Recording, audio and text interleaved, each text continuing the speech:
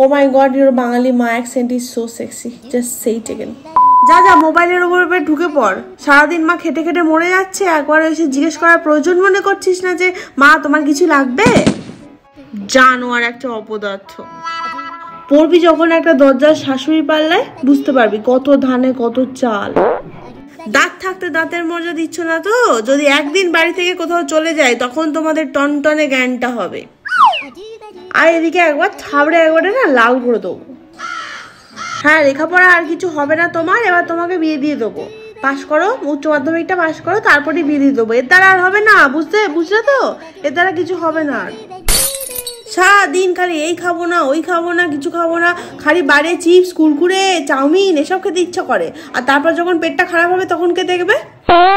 করে নে যতদিন পারবি করে নে। মা সহ্য করে নিচ্ছে, শাশুড়ি কিন্তু সহ্য করবে না।